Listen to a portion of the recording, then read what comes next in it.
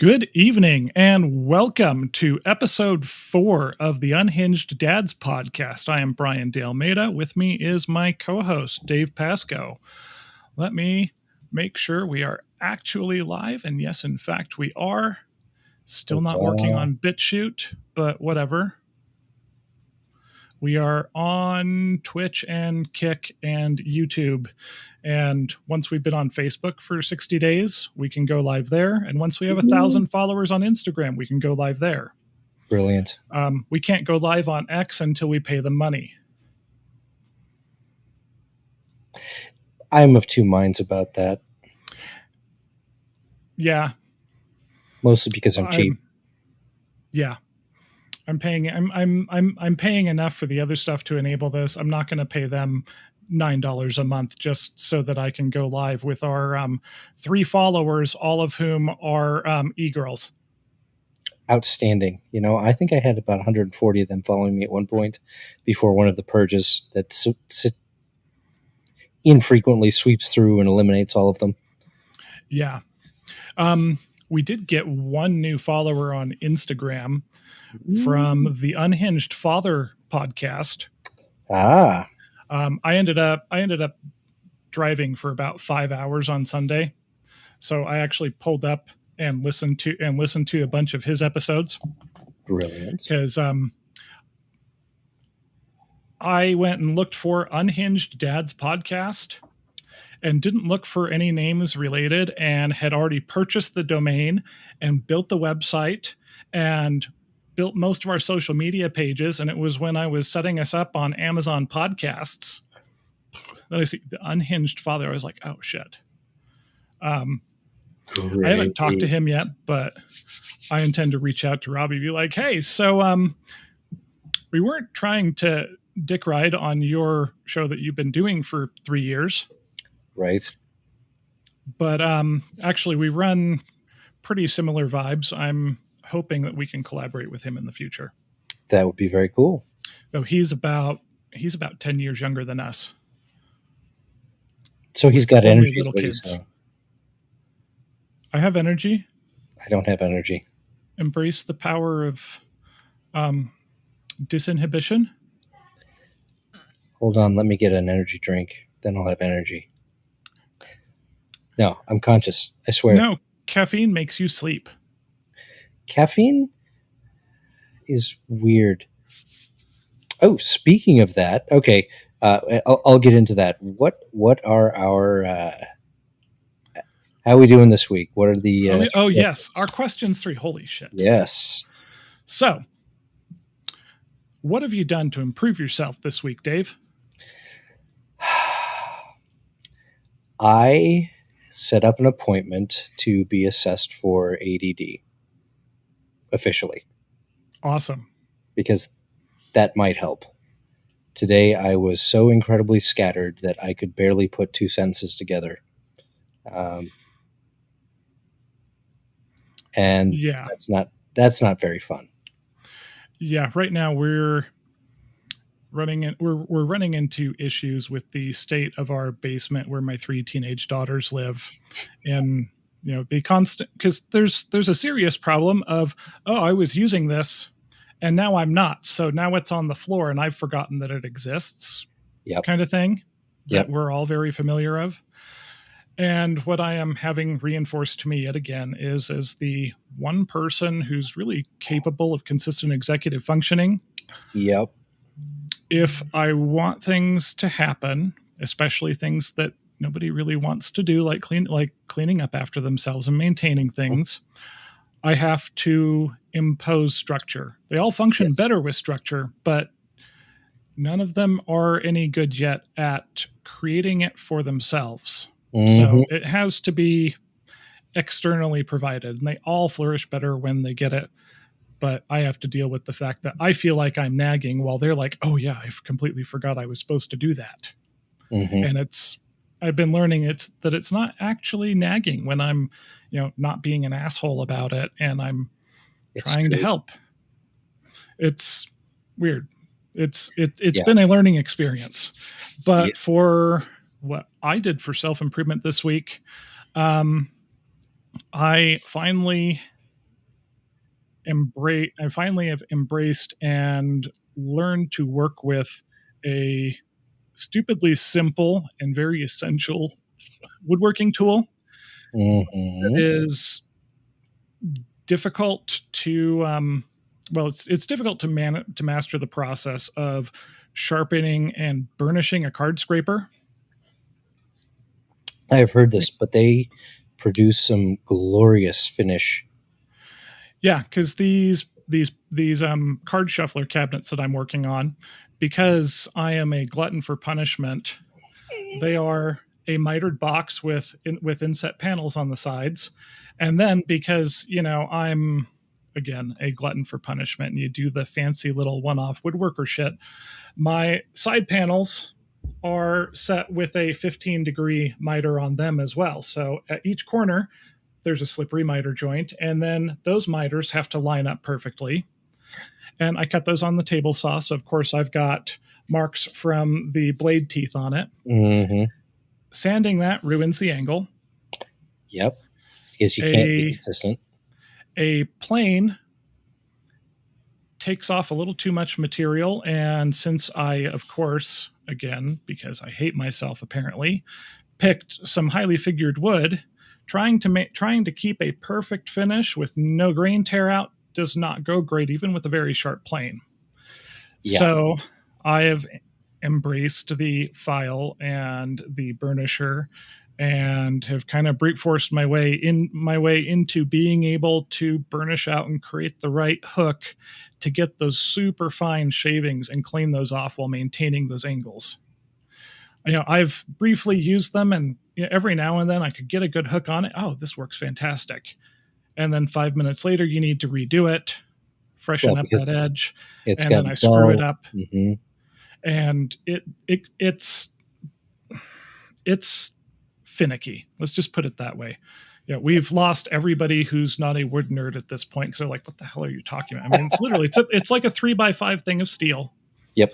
That you grind the ends completely flat, and then you use a harder piece of steel to draw out a little burr from the edge, and then turn it so that you have a little hooked burr there. Mm-hmm. That will pull just the thinnest possible shaving off the surface of the wood. Yep. So yeah, you're creating the proverbial wire edge that you don't want on a double beveled blade, but is really handy for this. Yes. So it's a finicky process that I spent a couple hours working on this week while I was, trying to put these things together and doing all the other running the household stuff. But I am not mastering, but I am becoming competent with the card scraper, which has been surprisingly daunting for being such a simple and cheap tool. Yep. Yeah. Now that hand tool woodworking is one of those things that is easy to get into and difficult to master. Yes. You can refine your technique forever, and there will always be ways to improve. Mm-hmm. Kind of like being a parent. Yes. So, what did we screw up this week? Oh, God bless. I continue to strive toward realistic rest. Time management is one of my big dragons. It is, and for all that I have a small child, like a small child, I have 2 young children, but I have a small child as well in the house. There's only so much I am going to dump on him because he's tiny and doesn't deserve it. Yes. And there are people who exist who have time management skills such that they can get to places on time with a 16-month-old. I am not one of those people. That is an effort that is ongoing. Yeah, that is. I mean, well, that is one of those things that we've already said before. Nobody really understands or gives credit to anybody who's working as a stay-at-home parent is the sheer amount of time management involved in running a household with multiple children, and the older they get and the more stuff they have going on, the more that has to be done. And you start the day with, you're homeschooling, which introduces a whole nother level of stuff that has to be done every day. Oh yeah. I at least theoretically have some peace and quiet when kids are at school. Although we've had the flu going through the house the last 2 weeks. So I've had children laying on the couch. Somehow I haven't caught it yet, despite being immune compromised. I am hoping that I continue to not, because my wife's coming down with it right now. Oh, yeah. But yeah, just managing the time of having dishes done, going and getting all the breakfast dishes in time for them to be done, so the dishwasher can be unloaded before dinner. Yep.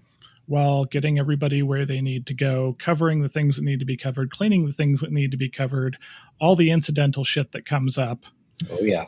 Whether it's your spouse saying, "Hey, I forgot X. Can you please run this out to me?" Yep. Like, I forgot to take my meds this morning, and I'm doing telepresence today. I really need my ADHD meds. Right. Because that happens. Oh yeah, absolutely. Yeah, the if I did not have to run things to my wife, and it's less of an issue these days right now because we're living on base. Her workplace is about a 5-minute walk. But when you're back in the house, when we're back in the house, it's going to be about a 20-minute drive.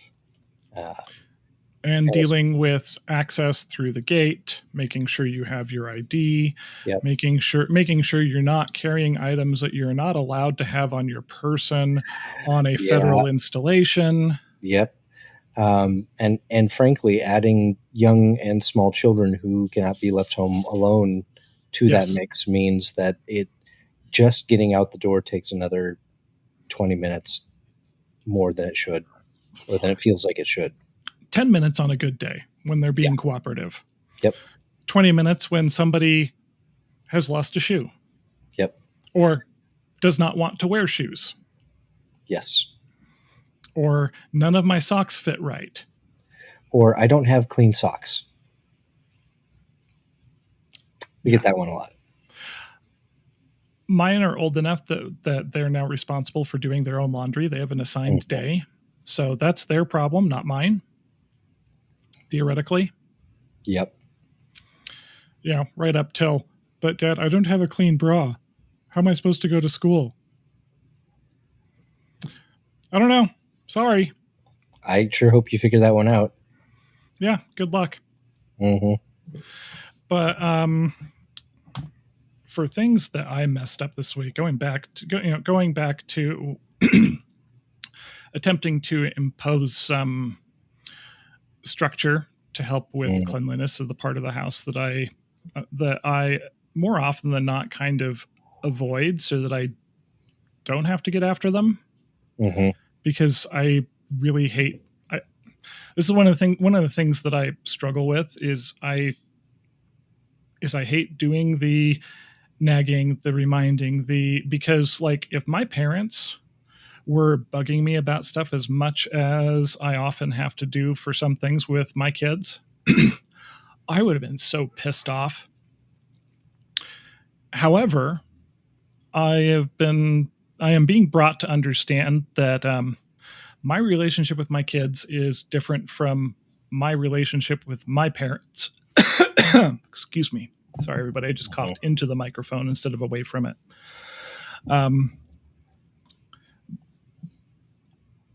Where was I? Oh, yeah. So I'm learning that that what I have to do to impose structure is not is nowhere near as off-putting and upsetting as I think it would be internally. The other side of that is that at 16 years old, I'm the oldest of 5 kids. My parents would go out of town for a week and leave me running the household with my 4 younger siblings, and I was perfectly capable of doing that, because some of that executive functioning is like my jam, just part of how I function. And so that also plays into, sometimes I have really unrealistic expectations of my severely ADHD kids who are in the same age bracket. You might be able to leave them on their own overnight. I could. They actually do okay. They all remember to feed themselves now. That's good. And we're working on remembering, in some cases, learning how to clean up after themselves as they go. Yeah. We're still working on that.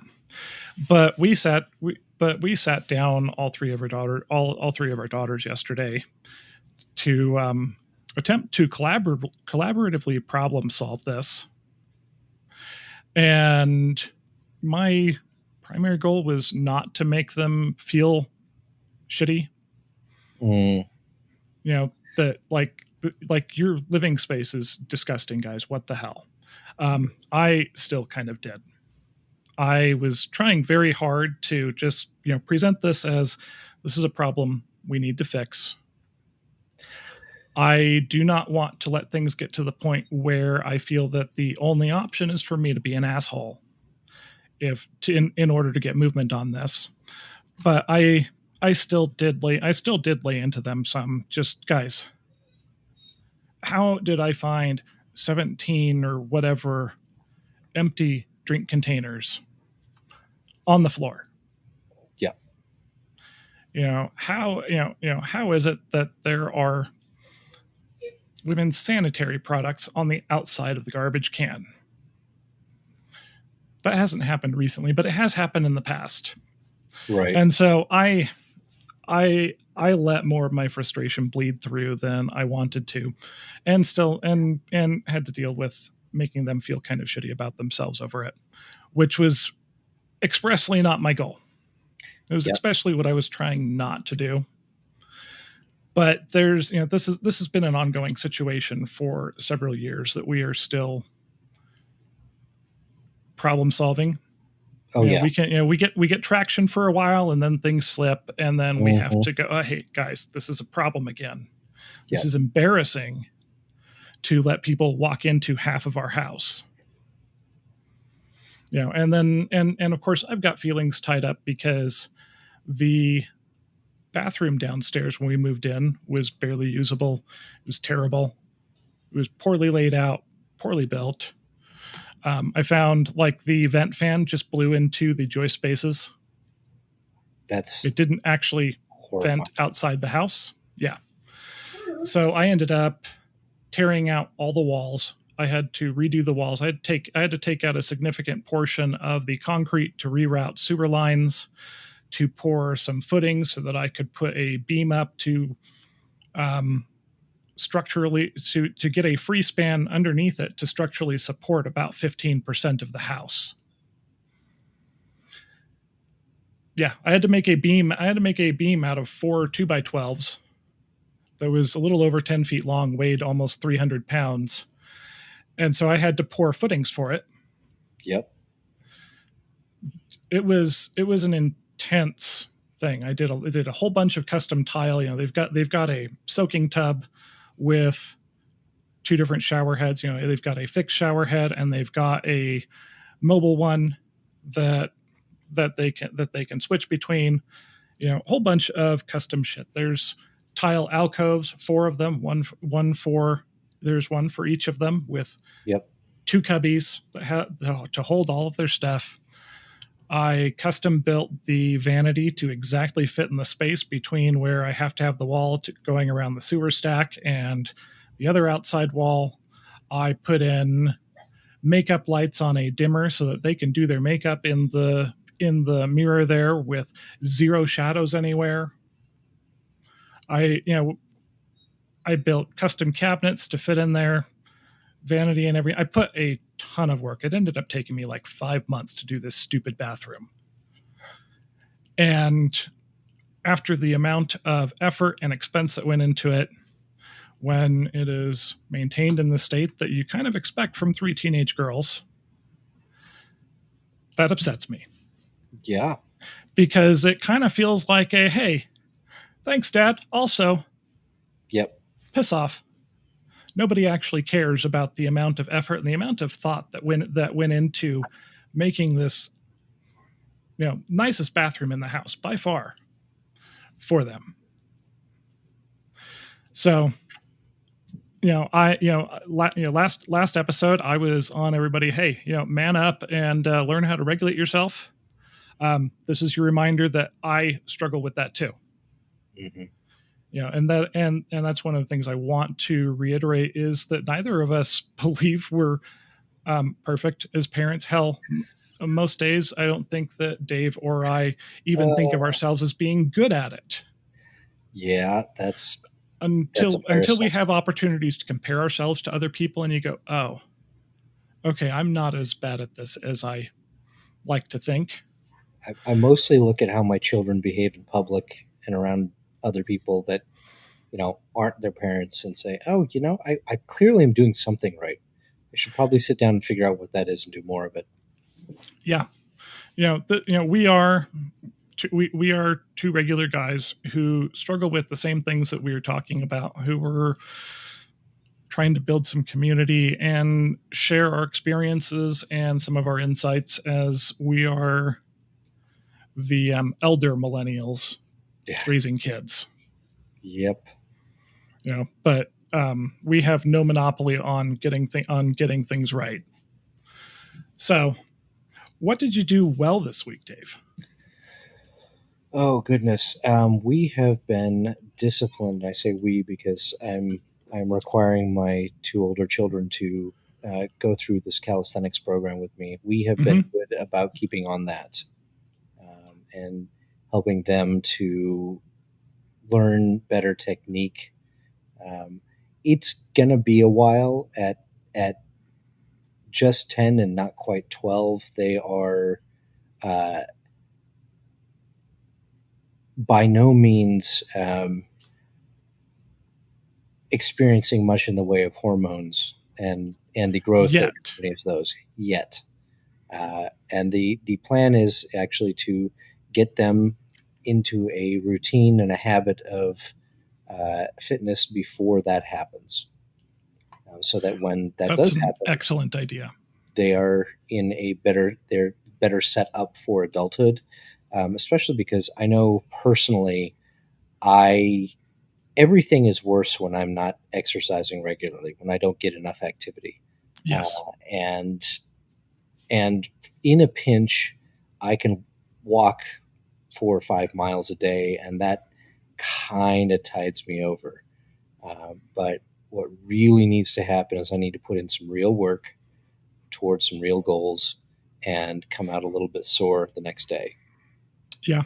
And that seems to make a huge difference in my mood and the amount of emotional energy I can sustain and endure, because I have young and small children and am human myself. Without that, things are substantially less good than they could be. Yeah, they can be a little dicey, right? Absolutely. Well, it's very easy to get stuck inside the walls of my own skull, and oftentimes that is not a very enjoyable place to be. I feel you there. Now, tell me this: are you one of the people who like enjoys the process of exercising for the sake of exercising? Like going to the gym is something that you look forward to. Not the effects there, but actually doing it is enjoyable. Usually, if I used to do CrossFit, these many moons ago, and one of the best things about that is telling everybody else. is telling everybody else, and it's almost as bad as vegans and bicyclists. But they genuinely, the best thing about that is the community, because you're there doing it with people. You're doing the same thing. You're suffering the same agonies, and you get to celebrate the defeats together, or celebrate the victories together. Um, the the advantage I have right now is that I get to work out with my kids. Uh, in the past, I have done.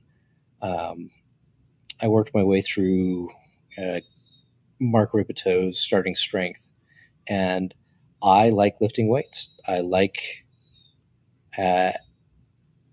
I like numbers going up and making good PRs, but the the effects of just powerlifting were ended up being uncomfortable, and I dealt with some joint damage and discomfort, and that was not fun.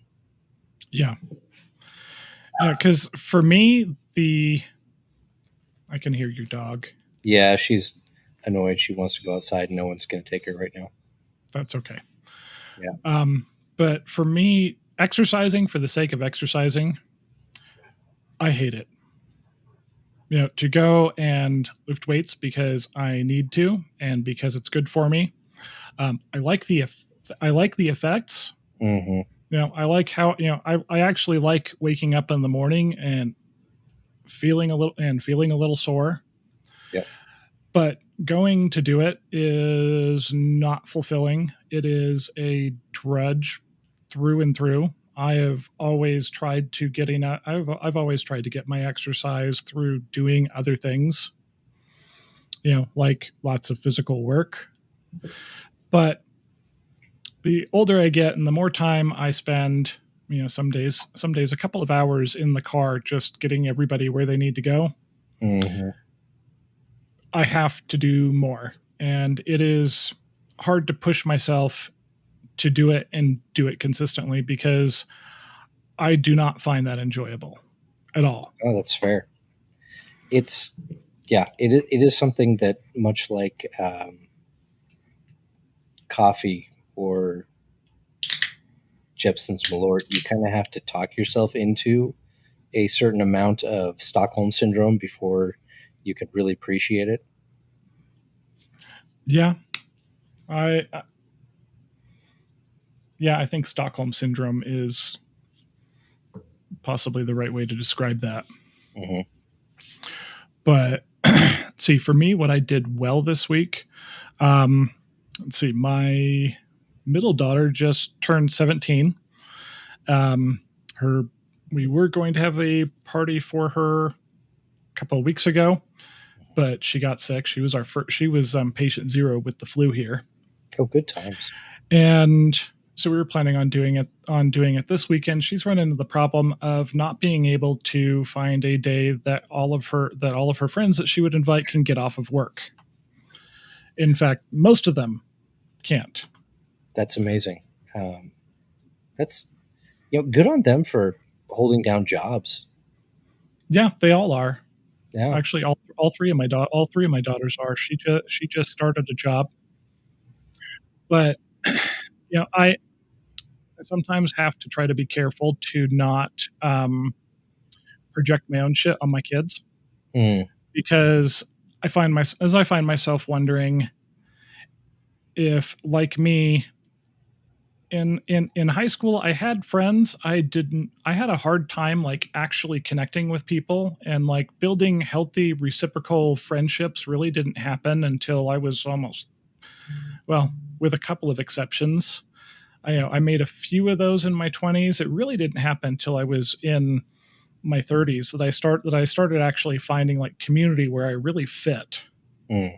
So, like in high school, I had friends. They were not dependable. They were not people who were going to make time for me. Right.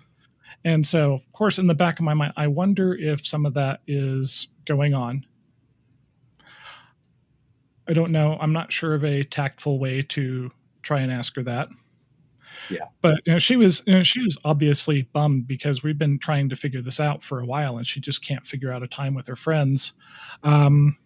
I happen to notice that Sepultura is doing their final North American tour. Oh, You familiar wow. with Sepultura? I am aware of them. Aren't they like Brazilian or something? Yes, they are Yeah. Okay. Brazilian.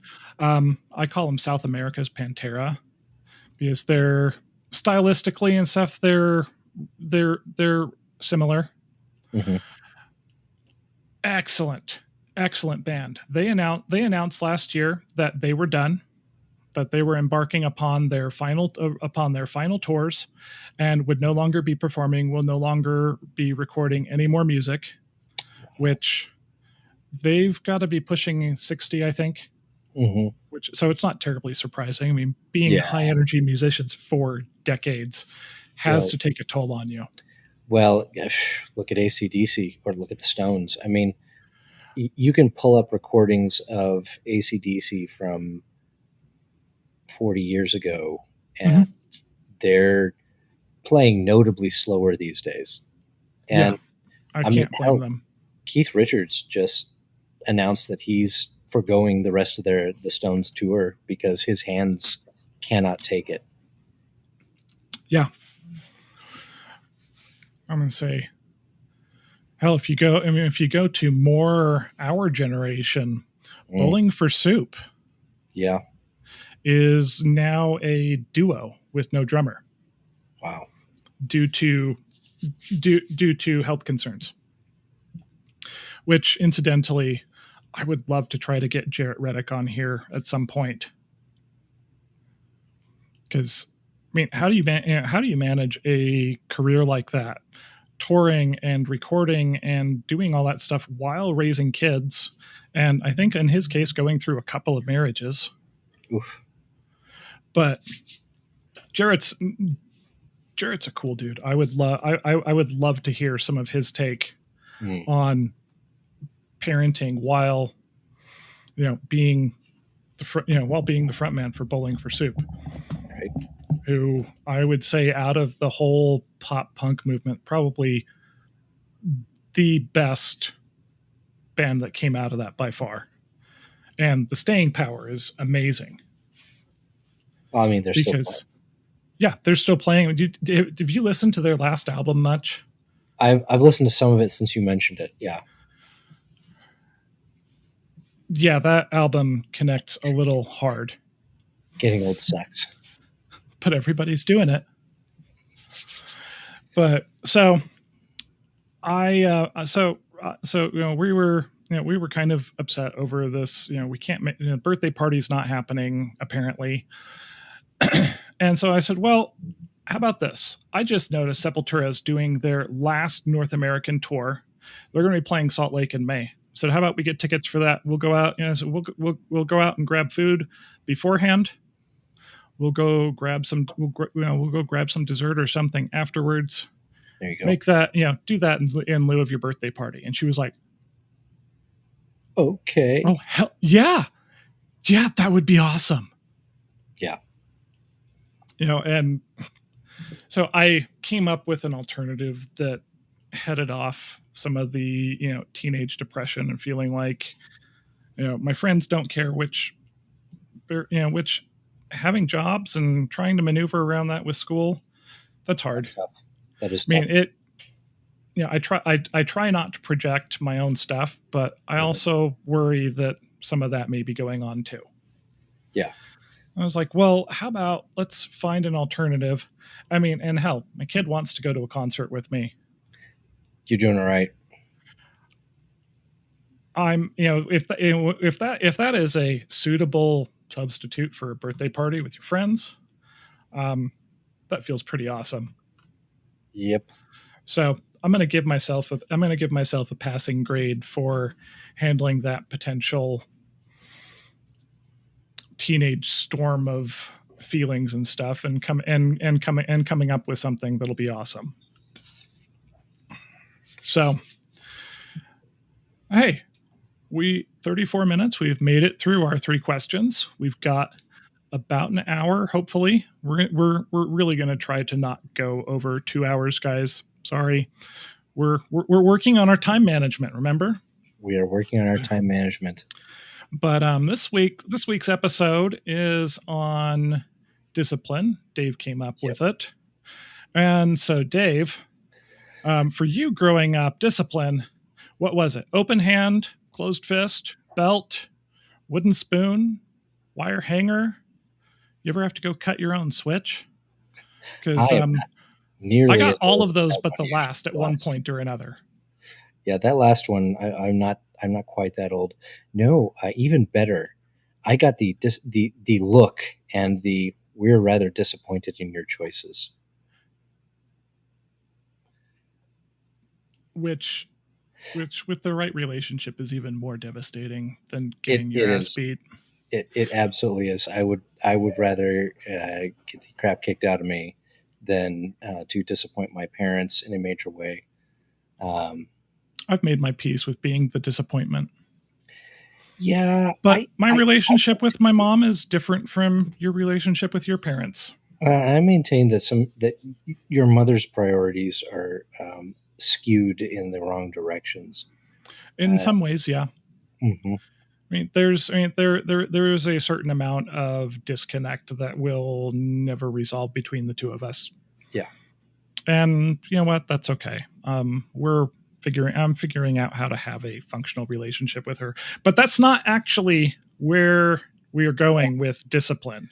I no, just needed to make a joke about getting beat as a child. yay.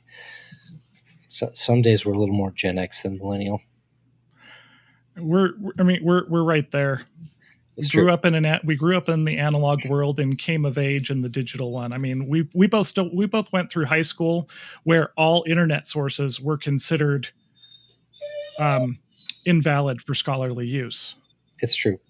Um, although I did get to partake in a class in which we actually built computers and installed operating systems and got them up and running and then did interesting things with them. That was pretty cool. I had to figure that out on my own. I didn't get to do that in a class. As far as discipline goes, there is the how do you impose discipline, and the oft quoted and seldom understood sparing the rod and spoiling the child. But how do you work discipline? How do you bring your children around to the point where they become disciplined individuals? Working on it. Let me tell you in 10 years if I got it right. Well, and that's fair.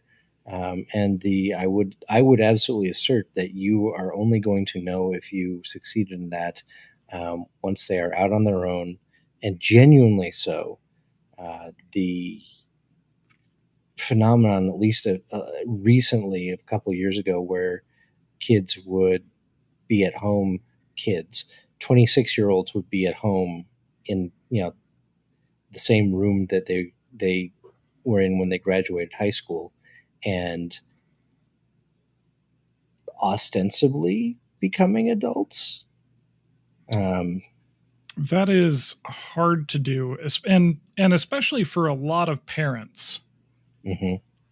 I mean, I think I that's one thing I think I'm navigating better than most with my oldest now that she's 18 and doing adult things while still living at home. And in her case, still kind of dependent on me for rides as for medical reasons she hasn't gotten her driver's license yet. Yeah. But I know I've had to have some conversations with her mother about, hey, this is not your child who no longer has to go to school. Right. This is your child who is an adult, and our job now is to help guide her in this transition to being an adult. You can't just decide that you want her to visit you for 9 weeks out of the first 4 months that she's out of high school, because that kept her from being able to get a job for all of those little trips. Mm-hmm. That was I was like, yeah, she's an adult. She needs to be working. She needs to be, you've got to treat her like she's like you. She gets 2 weeks of vacation a year. Yep. Oh, and I see that a lot where the parents have a hard time accepting this is now an adult, and allowing them to do so while hopefully still trying to guide them. I'm not a fan of, well, you're 18, you've graduated from high school, here's your suitcase, get the fuck out of my house. Yeah, we have a number of friends who basically have faced that situation and overcome it. But I don't that think is, that's the best way to start out. yeah, But continuing your adolescence well into your 20s is also not a good way to go. wildly unhealthy. Yes. The It's tough. Honestly, most days I feel barely disciplined myself, and I'm coming to appreciate what an impact neurodivergence has had on my existence. Um, One of the reasons I'm pursuing that is that my mother got diagnosed with ADD last year, See, in her, 70s, she's still, I early say 70s. she's over 70. Mm-hmm. Damn. Yeah, yeah. Um, so I am looking at that, and if I can be more useful medicated, then it's worth at least looking into. Yeah, Uh, absolutely. and there's definitely a part of me that hopes that that will be some kind of silver bullet. But It won't be. no, no. At best, I think Alex Hormozy puts it well. That you never find a silver bullet. What you may get is hundreds of golden BBs, where this thing helps and that thing helps, this other thing helps too, and once you put them all together, yeah, you're almost a functioning human being. Yeah, and 40 some odd years of developing strategies and coping mechanisms, when combined with some medical help, should put you, I think, I think will be very helpful for you. Well, the crazy part was, as I talked to my wife about it, I had amazing coping skills. I was able to show up on time for everything, right up until the point where I got married, and added somebody else with ADD into my life, and then we had kids, and suddenly nobody could get anywhere on time. Well, yeah. First, you introduce a whole set of lovely distractions to your life that Mm. never go away, which is the best part of it. Yep. And then you start conceiving little agents of chaos who have their own needs and little in the ways to communicate it, It's true. and everything becomes harder to get right. Yes. And now I am trying, as someone who feels barely disciplined myself, trying to impart that to my children. I've discussed with them here and there that there are basically two brands of parenting, and one is compliance and the other is explanation. And I think I touched on that maybe last week. Yeah, And I can explain for days, but you can. there is a, yes, there is a point where they are not going to do something unless they want to do it. Hmm. And you can only point out, this is important, this is a good thing if you choose to do it, so many times. And part of our job as parents is, in fact, to make them do things Yes. long enough that they understand that it's a benefit to do them that way. Yeah, which is part of what I was hitting at earlier. I have to impose some structure, Yes. and the goal there is not so much to have my basement clean. That'll be a nice benefit of it, Mm-hmm. but really it's to teach them how to maintain their own space.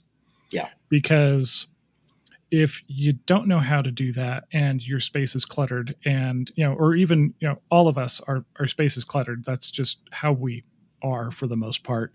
Yep. But if your space is legitimately dirty, like food waste and stuff laying around, that takes a serious toll on your mental health. It can get to the point of taking a toll on your physical health. Absolutely. And it certainly affects how anybody you take into your space views you. Yeah. As we've told the kids now and again, the reason we bathe is so that you don't get the reputation as the smelly kid. Yeah. With teenage boys in the house. Yeah. Man. That's why there is a 3/4 of a page long laminated checklist inside the shower. Acute testosterone. These are the steps. Smells bad. Yes. When combined with poor hygiene, it's even worse. Yep. Because we all knew at least one stinky kid. You've been to science fiction conventions, I see. And I've been to lots of concerts. Yep. Yeah. If you're going to a concert, especially a high energy one, you owe it to your fellow concert goers to bathe beforehand. Yes, and hopefully apply deodorant. Yeah. And use soap and shampoo. Mm-hmm. And believe it or not, those are different things, boys. I don't care if you've got your 9-in-1 shampoo, body wash, conditioner, degreaser, antifreeze, coffee creamer. You get separate things.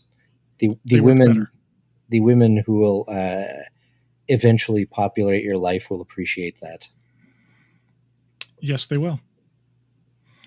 Now we're talking. You're talking about struggling to impose to adopt that discipline for yourself. Mm-hmm. Where do you think the place is for talking with your kids about the things that you struggle with? I try to be very honest with what I struggle with, and present it in such a way that they get it. Yeah, of course, in an age-appropriate manner. Yep, in an age-appropriate manner.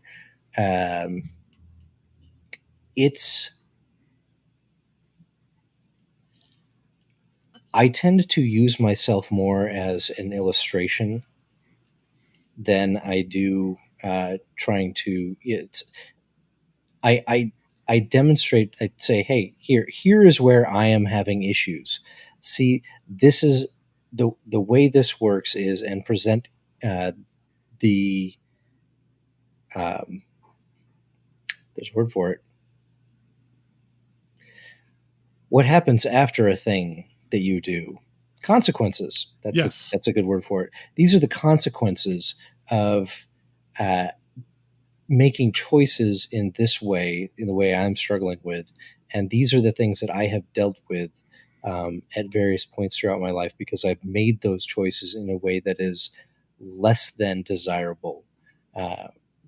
And I am certain it has cost me. Sometimes you don't see those costs. Sometimes you do see those costs. Man, I didn't deal with that thing, and now I really have to deal with it. I mean, I have paid late fees on things before. That's not so much fun. And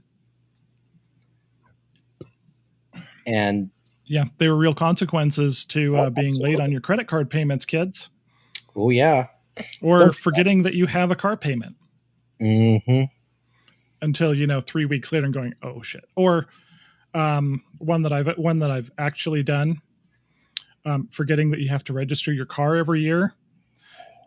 Getting pulled over when your registration's expired by 3 months, and technically by law they're supposed to immediately impound your car. Wow. Yeah, fortunately the officer who pulled me over was like, recent car, you're obviously on your way to work. Your car is insured, appears to be well maintained. I'm pretty sure you just forgot about this. Go get it done this week.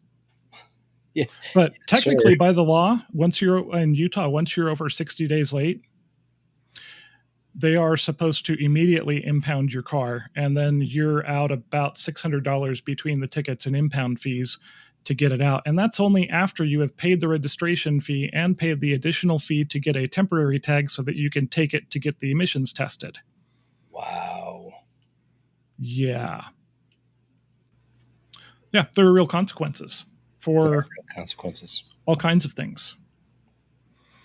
And as the saying goes, the dick of consequences rarely arrives properly lubed. It's true. Yep.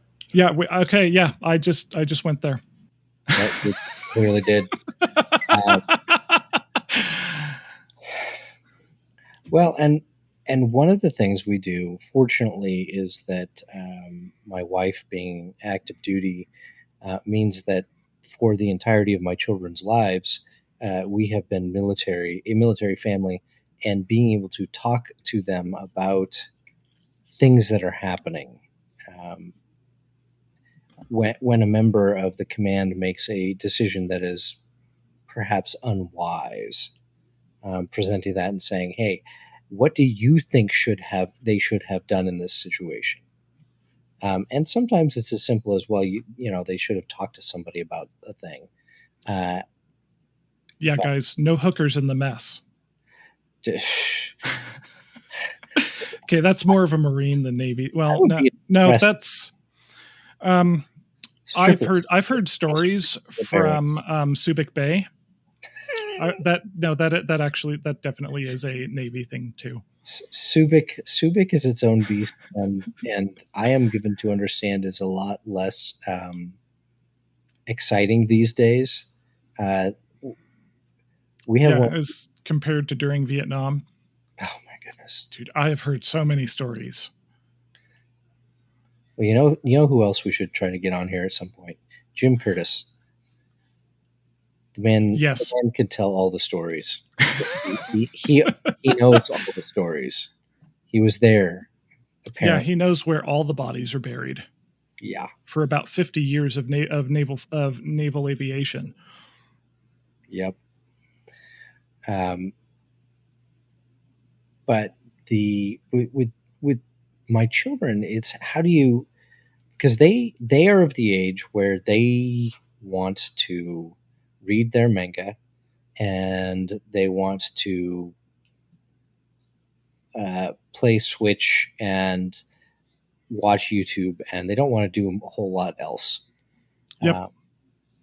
And I am not having with that as a lifestyle.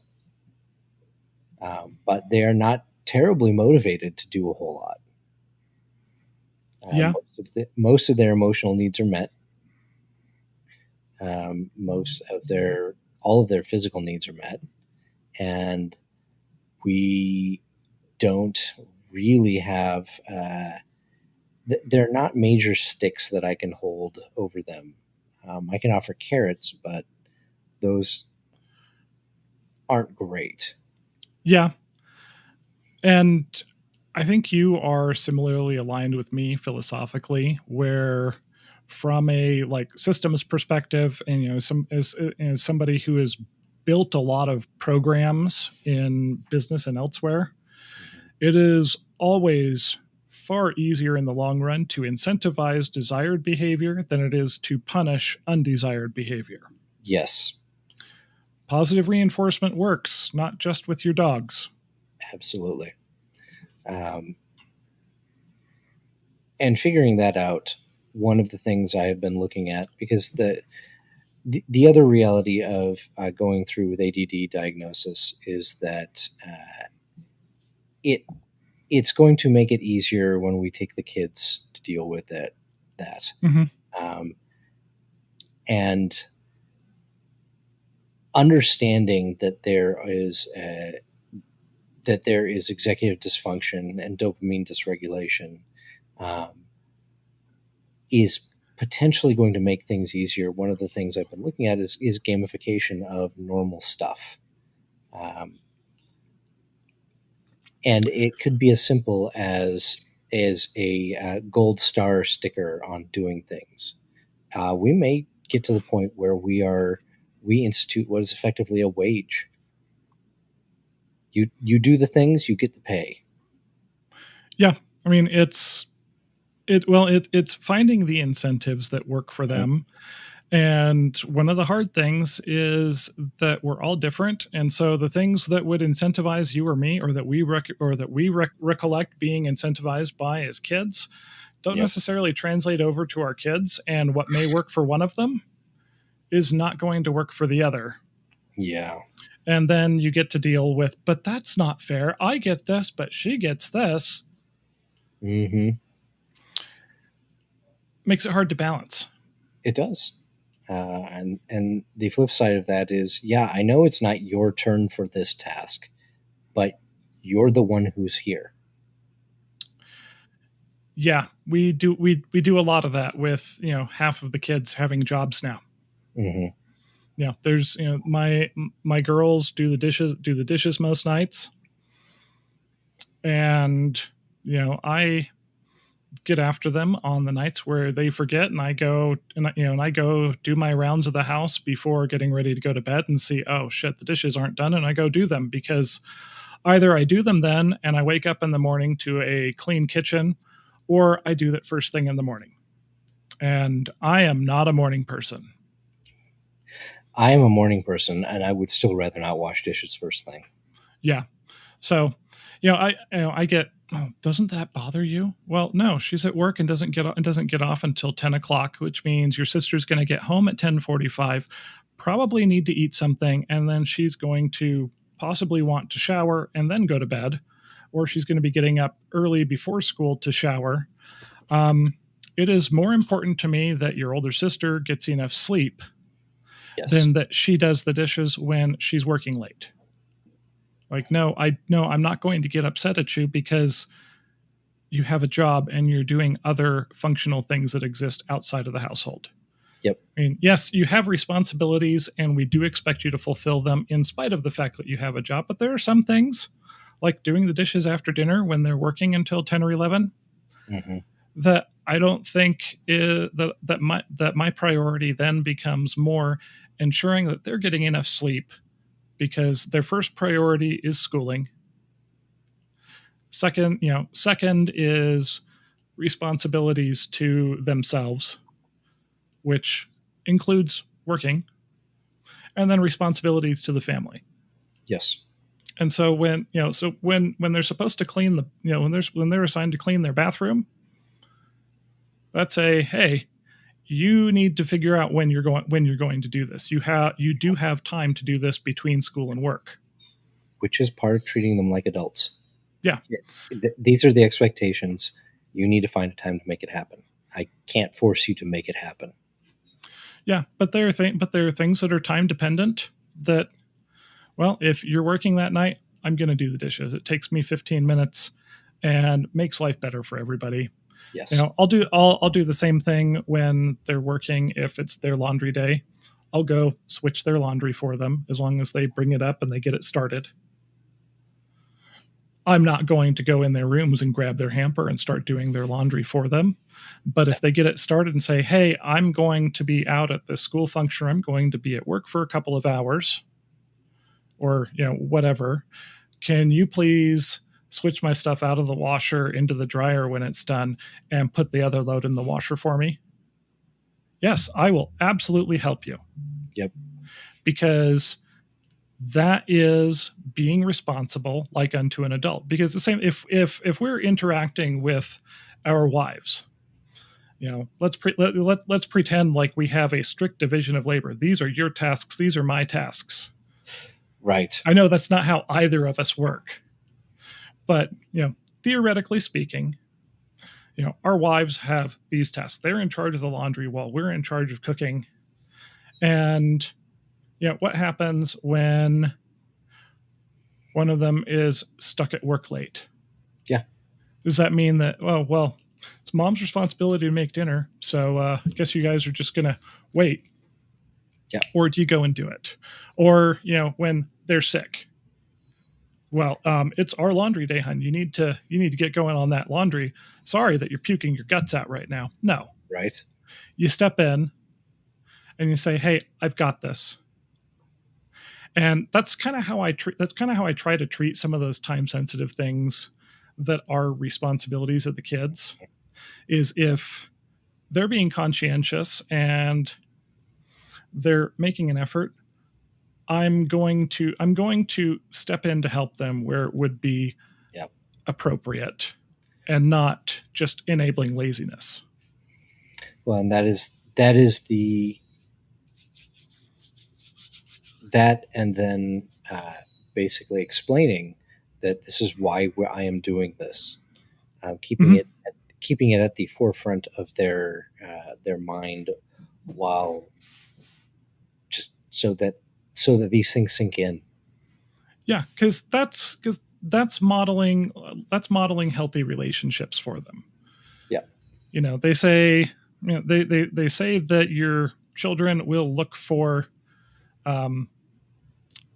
romantic relationships and long-term partnerships that resemble their relationship with their parents.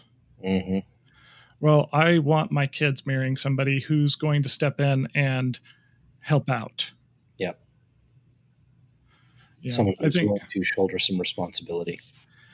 yes, and not and even if you have an agreed upon division, understanding that there are that there are shades of gray to everything, and there are times where people need help. And fortunately, with our spouses, we don't have to worry about enabling shitty behavior. Right. I may have dealt with that before in past times, but not anymore.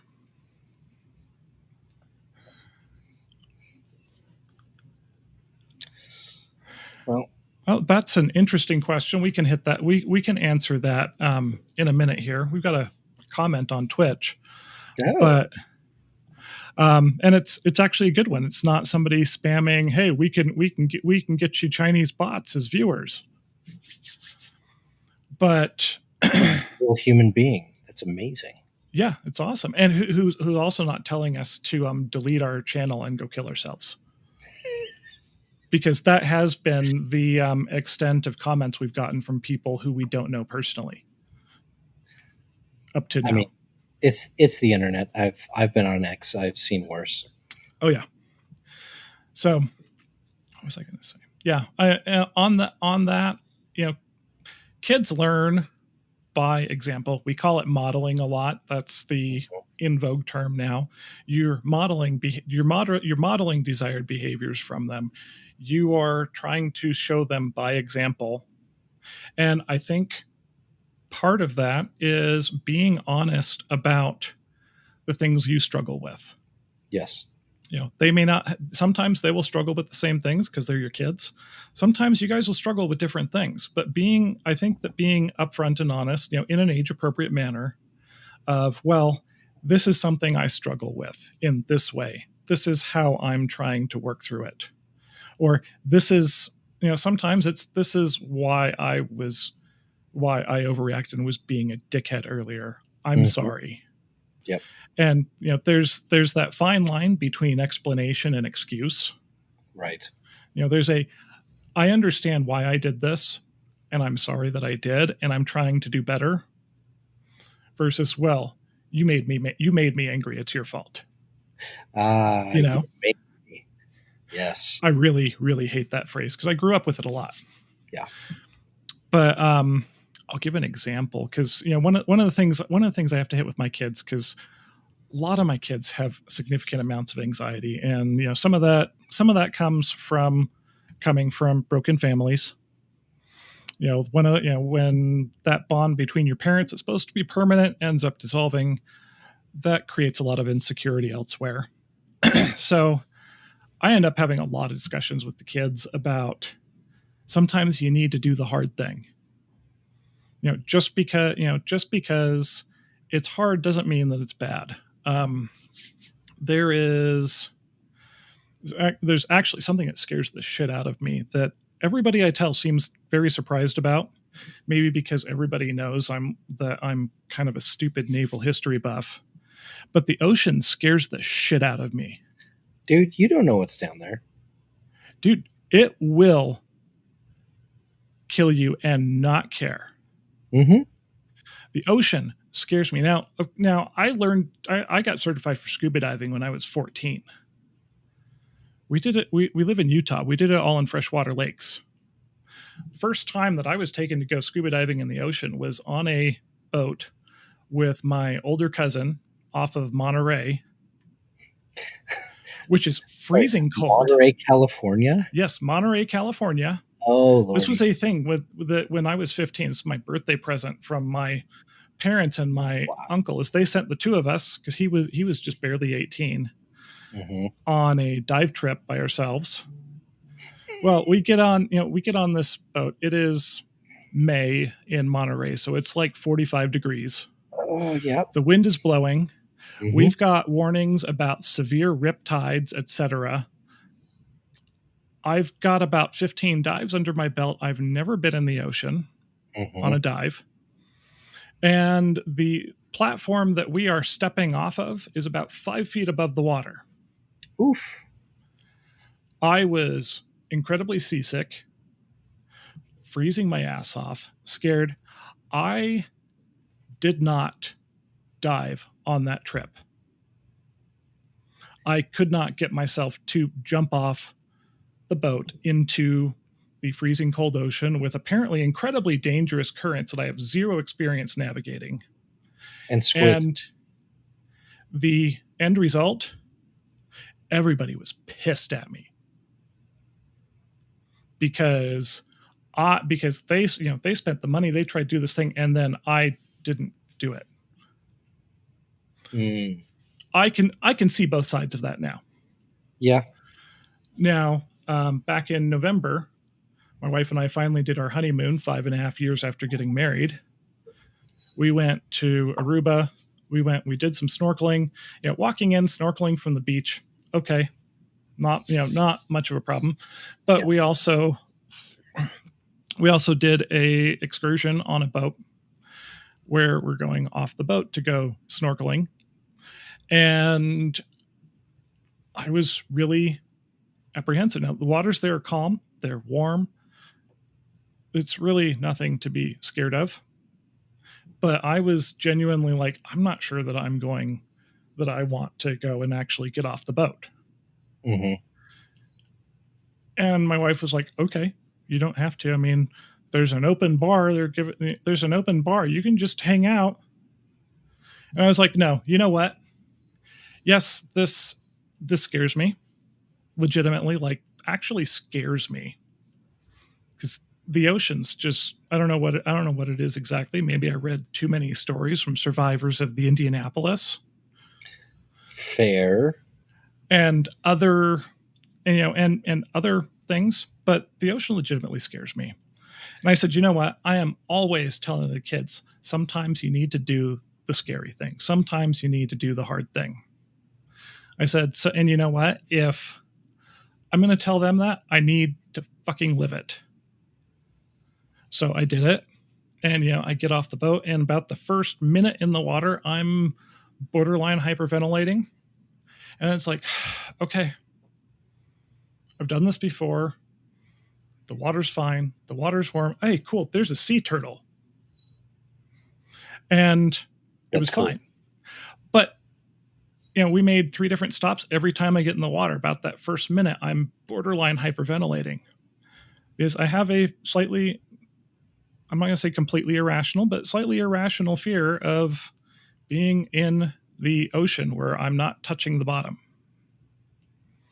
Some lack of confidence in my swimming abilities, other stuff, but that's kind of the mindset that I try to take on. Is if I'm going to expect my kids to work on something, especially if I'm gonna lecture them about sometimes you need to do the hard thing even though it's scary. Yep. I have to do it myself. And what's worse is I have to be open enough to tell my kids, hey, you know what? This actually scared me to the point that I get in the water and I'm almost hyperventilating. But I did it. And it was fine. And I thoroughly enjoyed it. And, opening yourself up to that kind of vulnerability to your kids, of actually talking about things that scare you, things that you really struggle with, oftentimes because of well, at least sometimes because of deep-seated scars, Mm-hmm. that can be hard. Yep. It'd be really hard. But I don't know any better way to show them how to learn discipline and how to master yourself other than to do it and to be honest with them about it. I can't pretend that I am invulnerable and fearless. I mean, courage is not the absence of fear. Oh, Courage is action in spite of fear. yep.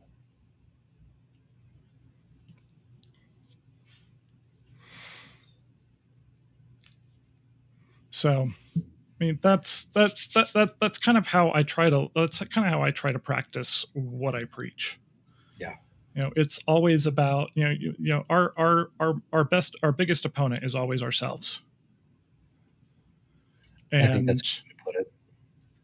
and that applies for our kids too. Yeah. Well, and the other side of that coin is you don't compare yourself to others. You compare yourself to who you were yesterday. That's another one, which because I get that a lot because people look at some of the crap that I've lived through. Emergency liver transplant at 21, Right. years of Crohn's disease. I have a kid who introduced me. Hey, this is my dad, Brian. He doesn't have a butthole. He shits in a bag. And people go, what? But some of the things that I've lived through, people go, oh, I don't have it nearly as bad as you. I have no right to complain. I'm like, no, It's not a contest. We've lived through different things, Mm-hmm. and your struggles are every bit as valid as mine, even if they don't look to be as severe to you. Because the only person we are competing with is who we were yesterday. Yep. And if you can show your kids how you work that actual real life progress and admit to your weaknesses, Mm-hmm. which is hard. We're supposed to be dad, the protector. You're supposed to be the bulwark against the world. Well, Yeah. the bulwark sometimes is made of fucking Swiss cheese. Oh, yeah. And there are mice nibbling on it. Well, and especially as they get older, that's less and less your job. It is. So I think we've covered that topic. I'm going to show this comment we got. Do it. Because I love getting interaction from real people. Yes. So I'm not going to attempt to pronounce the username. But in this age of social media, how do you treat traditional holidays such as Christmas and the lore of Santa Claus, the Easter Bunny, and the Tooth Fairy when it comes to your kids? Do you tell them the truth or risk social media spoiling it for them? Well, I'm going to let you hit this first, Dave, because you're in the religious household. We are a pretty religious household. We've got a lot that we have done over the years. We've discussed the various lore, especially for Santa Claus. Less the Easter Bunny because again we're a more devout religious household, and so a fertility icon tends to take second seat to Jesus Christ Yes. on Easter. But okay, my older two are watching one of the Harry Potter movies right now, so I think I'm safe. I know. Freakish. There are branches of American Protestantism that have a real issue with that black magic shit. Yeah. Well, then some of the things I've read over the years would horrify them, but that's okay. That says more about them than it does about me. Your current D&D campaign would horrify them. Let's be honest.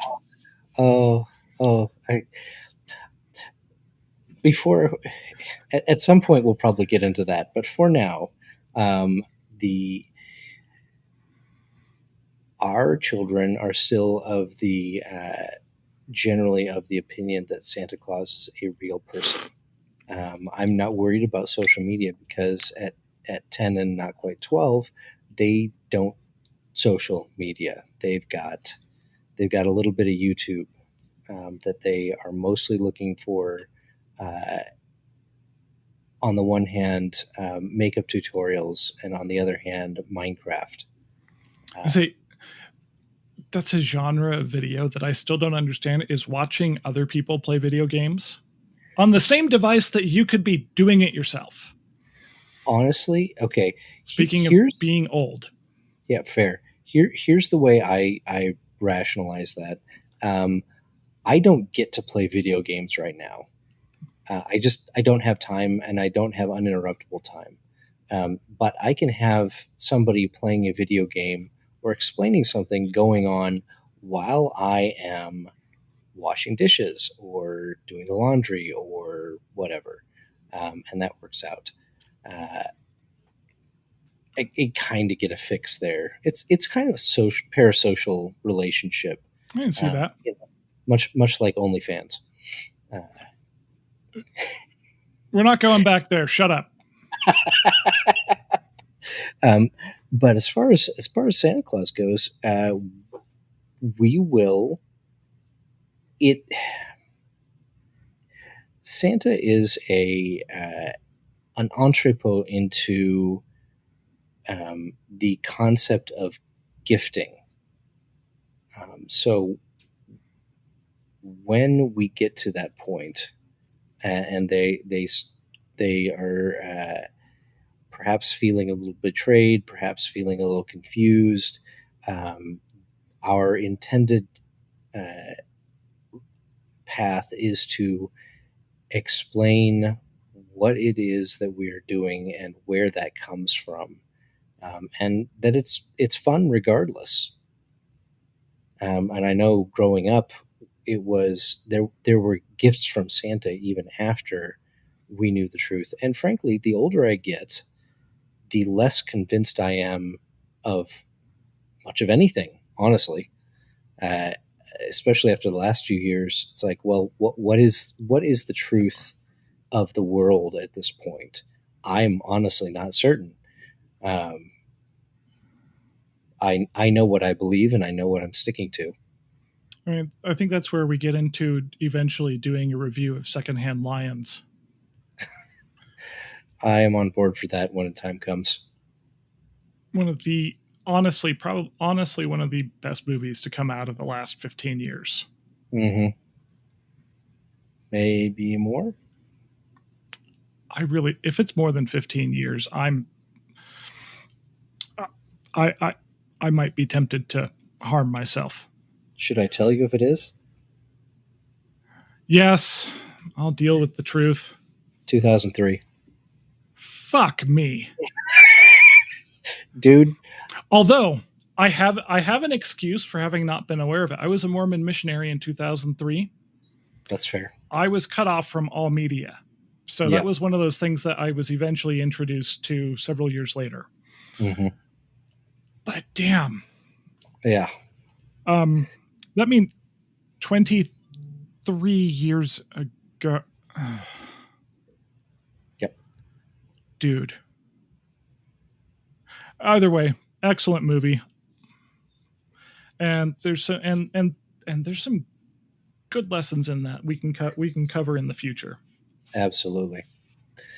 So yeah, as far as traditional holidays, I mean, we celebrate the major holidays. The kids love Halloween. Thanksgiving is a family holiday. It's Oh, and I always love Halloween. yeah, I know you love Halloween. It's the only it is the only holiday I love. In fact, I'm gonna go pull up some stuff because I'm going to show our two viewers just the unhinged degree to which I love Halloween. But you keep going. And so Thanksgiving, when I was growing up, was always a major family gathering time. And during my formative years, we would gather at my aunt and uncle's house, where there was enough space, crash space, and table space to have, you know, 20 people around a table eating absurd amounts of turkey and fixins, and then pie. And because it was the Pacific Northwest, we were typically, it was raining. It was usually raining by that time Yes. of the year. And so we were inside. There was a lot of cards played and a lot of books read and a lot of talking and not a whole lot else. There were some movies now and again, and Card Christmas was games. card games. Absolutely, a lot of hearts, a lot of hearts. I played a lot of Hearts as a kid Mm-hmm. with family. I Yeah, kind of miss doing that. but Christmas was a similar feel. Um, these days, whether we get somewhere or not to celebrate with people is a question, because active duty life tends to separate you from the people and places you grew up around. Yeah. So instead, we celebrate with the people we're around. We have friends with whom we celebrate, and we are active in our church and enjoy the Advent festivities. And no one celebrates actual Christmas season outside of the Orthodox and the Catholics, because nobody in modern Protestantism actually really understands that the Christmas season is the 12 days starting with Christmas and ending with my birthday. Yeah. Strictly And traditionally, yeah. there's supposed to be stuff happening there. And so, Hey, the traditional 12 days of Christmas is much preferable to my experience with the Filipino Christmas season, oh dear. which begins on the 1st of September. As soon as you hit a month that ends in Burr, it is Christmas time until sometime in January. That You think honestly, you think we're bad in the stores putting out Christmas decorations and starting the Christmas music? Across the Philippines, it starts in September. And it goes with full Filipino enthusiasm for all holidays. I'll be honest, that sounds exhausting. It's beyond exhausting. When you're ready to defenestrate Mariah Carey by the second week of September, and there's still 3.5 months of, because Filipinos love horrible pop music too, Mm-hmm. like generally. Yeah. Christmas season it occupies fully a third of the year. It is exhausting. Wow. Okay. So for us, where we're pretty, both of us grew up in religious households, but we ourselves find ourselves not anti-religion, but more a-religious, non-participatory, not feeling particular connection there, if that makes sense. Yeah. Well, that, and yeah, there's the fact I was born to somewhat zealotous Mormons, and my wife's parents are very, very Catholic. Mm-hmm. So we both came from pretty hardcore ends of it, and I think by the time that we hit adulthood, we were just tired of it in some ways. But for us, we really celebrate those as pretty secular holidays. Easter we don't do much with, other than we color some eggs for the youngest, who I've overheard telling his siblings he just pretends that the Easter Bunny and Santa Claus are real for us, because he knows it's fun for us. I But mean, as the kids have gotten thoughts. older, and they figure out that this is Santa Claus is kind of physically impossible. Mm-hmm. We go, well, yes, but Santa Claus is supposed to be the embodiment of like generosity and gift giving.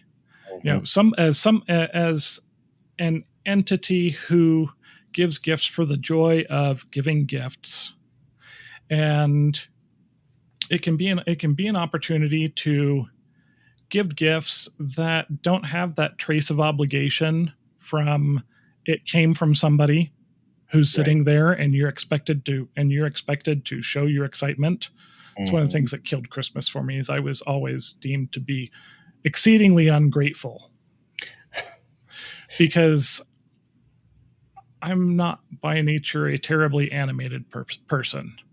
That, and my family does not know me well and have never been very good at getting gifts that resonated with me. If I can probably sound like a bit of an asshole saying that, but it's true. I don't think so, but yeah. I mean, there's always been kind of a disconnect where, like, my family just did not get me. I still can't explain it to you. I just know it's there. But so Santa Claus, is a, yes, this is fun, and over the years, pretty much every year, I've always found somebody within my circle who's in pretty tight circumstances, and organize, and find myself organizing Christmas gift giving for them. It's been several different excuse me, several different women are in the process of escaping domestic abuse and other things with their kids usually. And so money's tight for everything. And, I get myself and we get our kids involved in helping in helping make sure they have Christmas. I also mobilize my friends. I'll get people throw together Amazon wish lists, and I share them out. Hey, if you can do anything on these lists for somebody, it would be hugely appreciated. Yeah. So we take it, we try to take it beyond just, it's fun for us with you kids. Right. To, when we do these, all of those come saying from Santa Claus. Right. Everybody knows it's not actually from Santa Claus, but it's allowing people to step in to that role and show they love and care without the obligation, and to be able to do it semi-anonymously. Yes. It's giving gifts for the joy of giving gifts and seeing people receive them and appreciate them. The Tooth Fairy, I never bothered with the fucking Tooth Fairy. I mean, you expect me at the end of the day to remember that one of the kids lost a tooth today and has stuck it under their pillow, and I better have $1 to stick under their pillow and remember to grab the tooth. I'm sorry, when my kids were that little, I was too damn exhausted. Yeah. And their mother certainly wasn't going to remember that sort of thing. But so, when we maintain the fiction of these semi supernatural entities because it's fun. Let kids be kids and enjoy some fantasy in their life.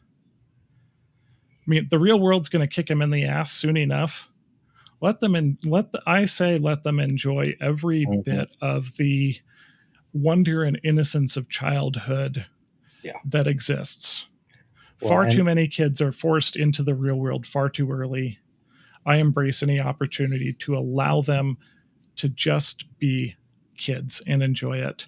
And when they start to figure it out, and this is why, because it's fun, because it is and enjoyable. It is a good thing. It is good for you to be generous to other people. Yeah. And Santa is a polite fiction that allows us to embrace that more fully. Easter Bunny, sure, we'll hide eggs, or we did. We aren't anymore. A scavenger hunt's all kinds of fun. Yeah. And some of that, it's fun, it's things that are fun for kids, especially when they believe it. Mm-hmm.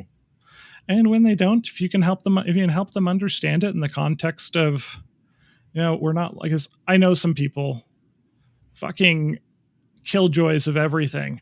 I will not perpetuate the lie of Santa Claus because I will not lie to my children. I never lie to my children. Every single person who's gotten on that high horse lies to their children constantly that I've known, but not in ways that they will ever admit.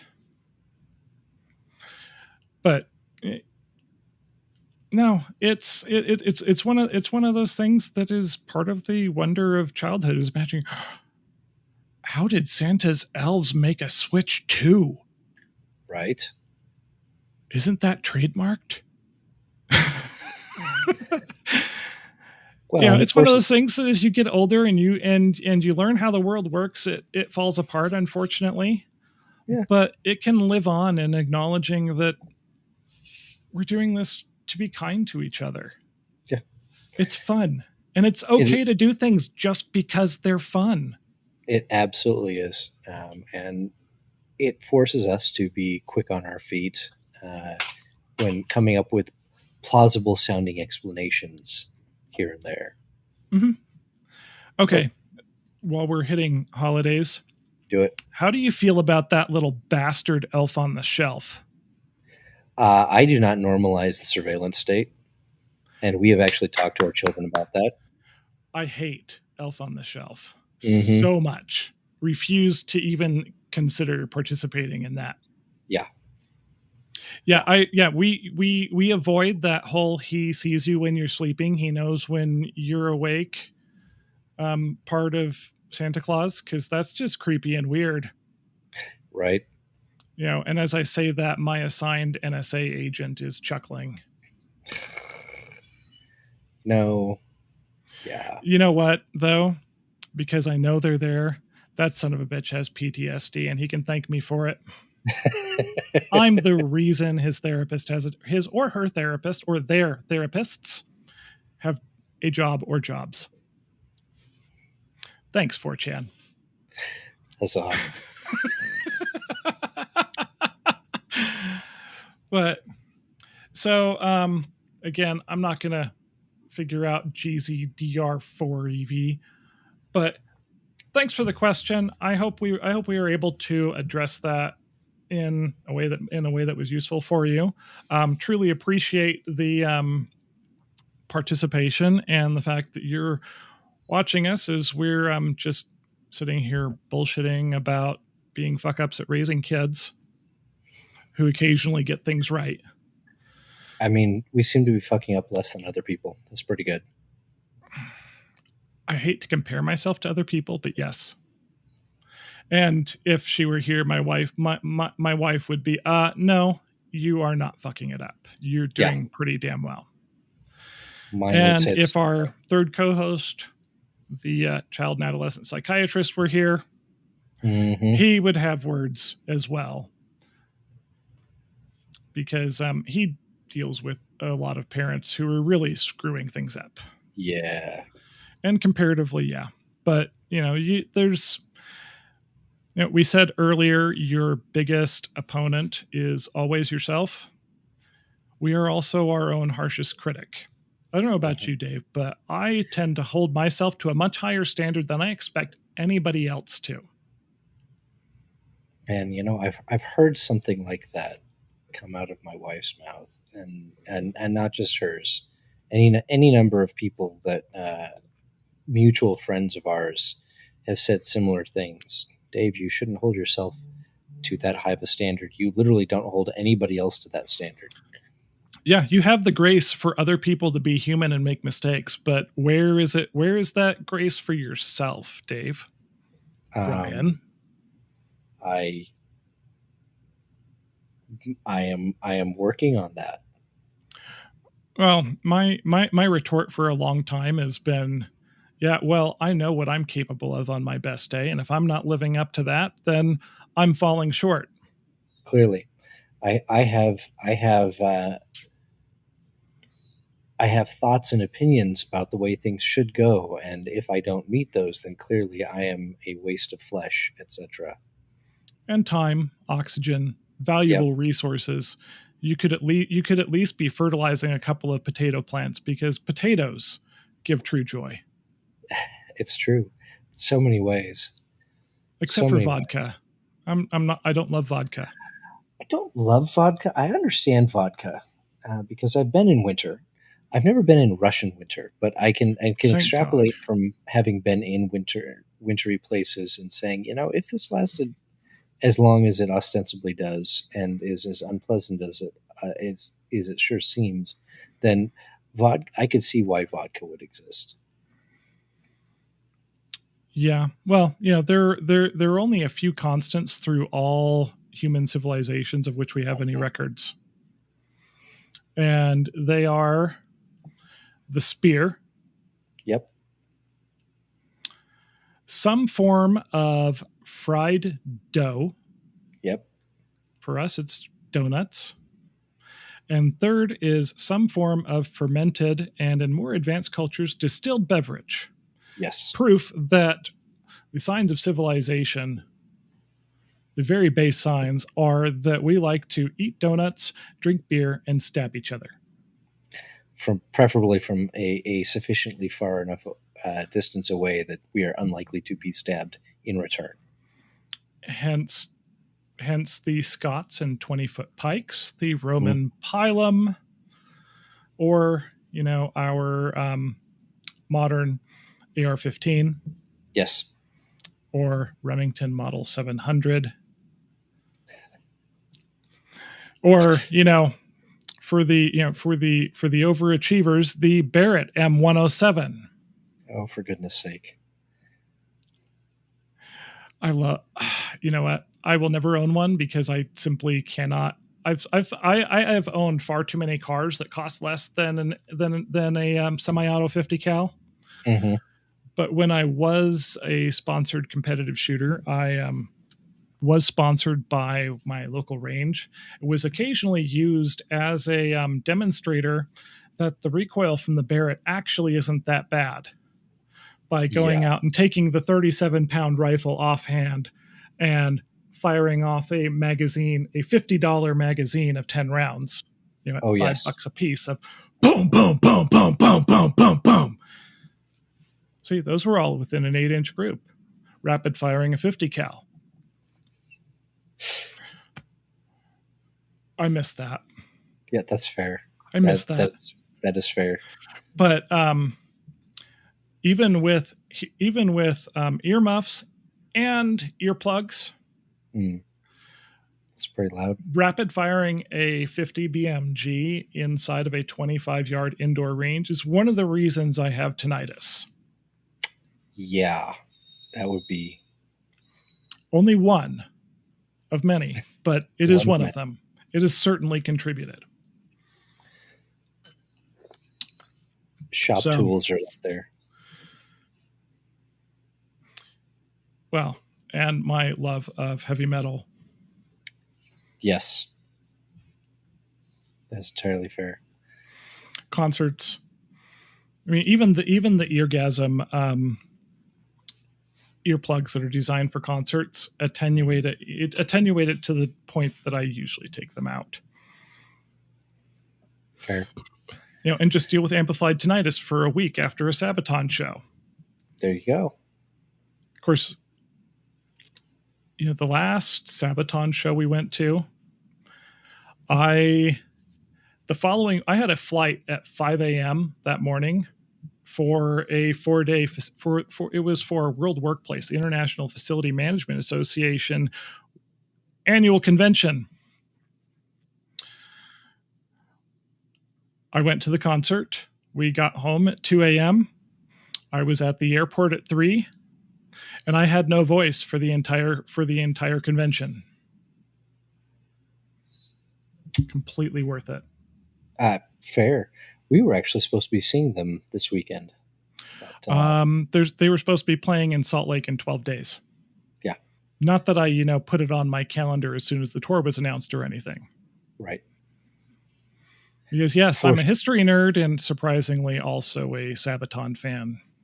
Shocking. My Right? children are actually Sabaton fans, which we were going to as a family outing, but that is delayed until they reschedule the tour. Yes, I mean we of course are concerned for the health of Per Sundstrom, Yes. while also disappointed the North American tour has been delayed. My two biological daughters, their first concert was, let's see, we had Nightwish headlining with Sabaton opening for them in 2015.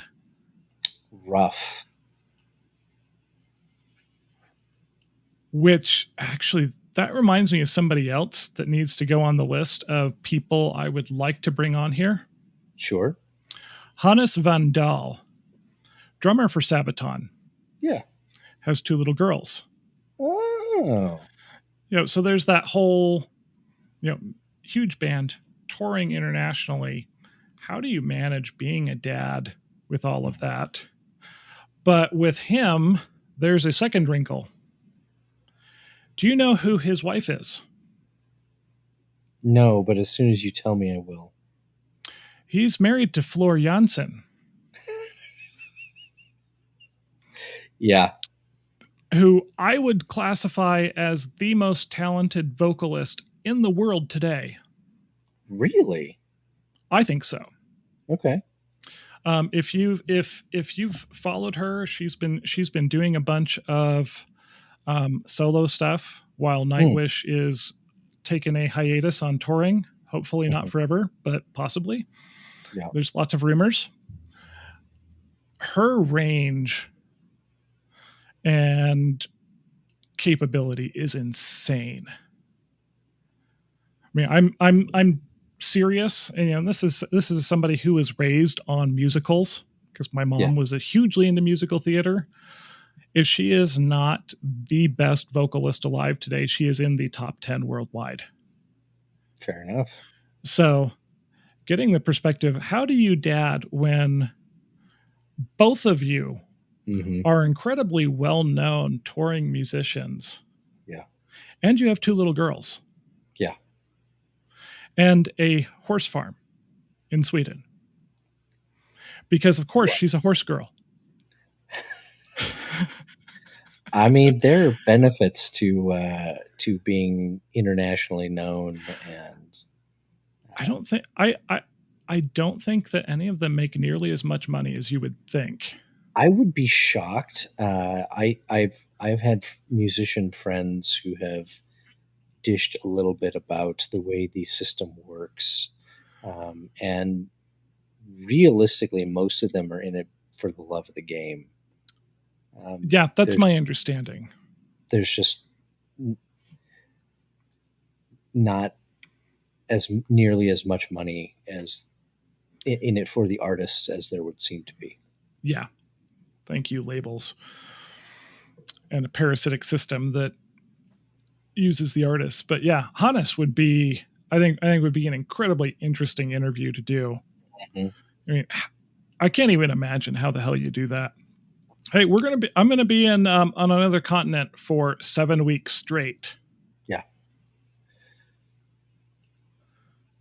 And then when your spouse also does that? Yes. And you do you take them with? That seems fraught. I imagine that they do at least sometimes. Yeah.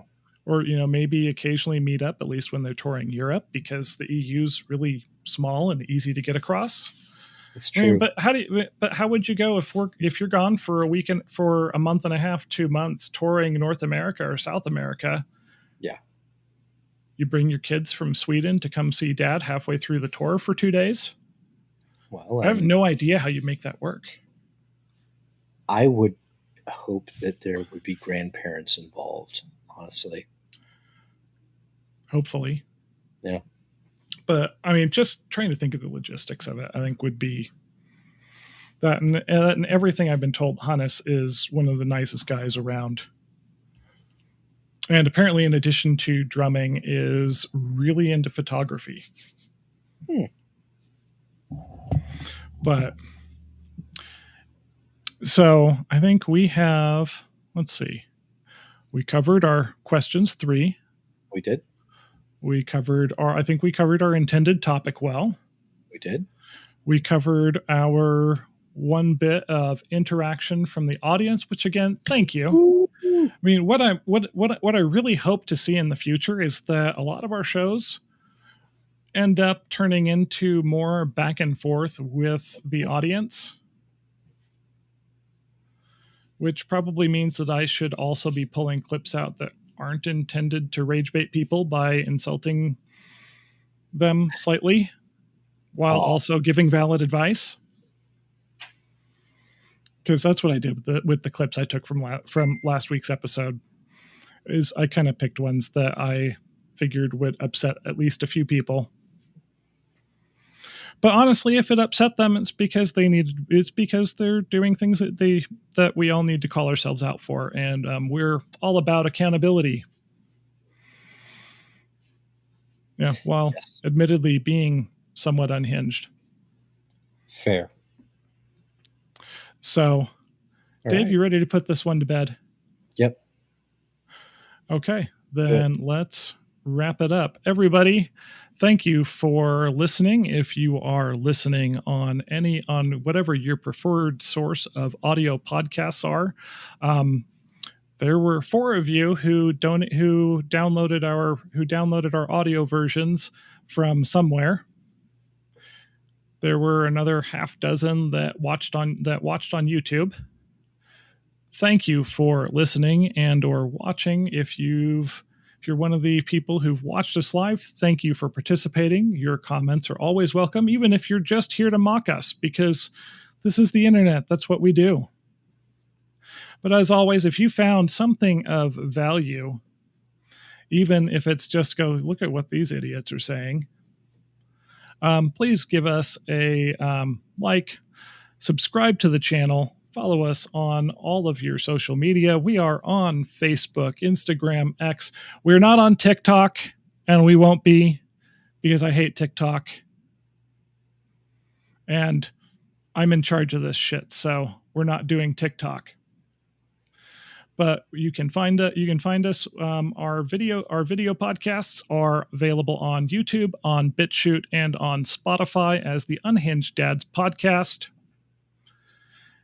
And our audio is distributed through Libsyn to all major podcast hosts, including Amazon Music, Spotify, Stitcher, and God only knows how many other apps are out there. I honestly don't track. That's why I pay Libsyn to just send it to all of them. Right. And if you want, you can find our website, www.unhingedadspod.com. There will be more stuff added onto that website as I think of it. But otherwise, thank you for joining us.